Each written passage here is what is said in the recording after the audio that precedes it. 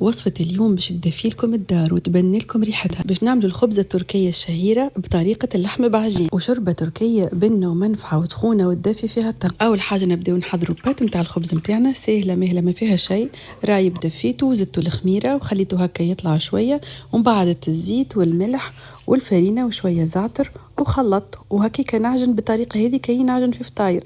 العجينه نتاعنا راهي تكون طريه على الاخر. نخليو العجينه تخمر ونتعداو لشربة العدس. نقلي البصل في الزبده وشويه فرينه ونتعدى نغسل العدس نتاعي. استعملت العدس الاحمر والعدس الاصفر باش يعطينا نكهه ابد. نزيد بطاطا سفناريه وشويه طماطم حكه وشويه زيت زيتونه ونقليهم هكا بالليش، ومن بعد نمرق بالماء ونخليه يطيب. نصيف ساعه هكاكا، ساعه غير بعد تكون الخضره طابت. نحل عليها، كان الماء تحبوا تزيدوا تنجموا تزيدوا. فوحت ملح وفلفل اكحل وكمون ورحيتها بالميكسور بلونجون. شوفوا ليك التكستور راهي بنينه قد ما نحكي لكم وشويه. وتوا نتعداو باش نحضروا الفاخس نتاع الخبز نتاعنا. لحم مفروم، خضره قصيتها جويده، تلقاو المقادير كل تحت الفيديو. خلطت بالكدا. تو باش نحلوا العجينه نتاعنا بعد ما خمرت على بابي كويسون، دهنته بشويه زيت ويديا بالزيت، وعملت فراغات كيما هكايا في العجينه باش نعبيوهم باللحم مفروم بالطريقه هذه.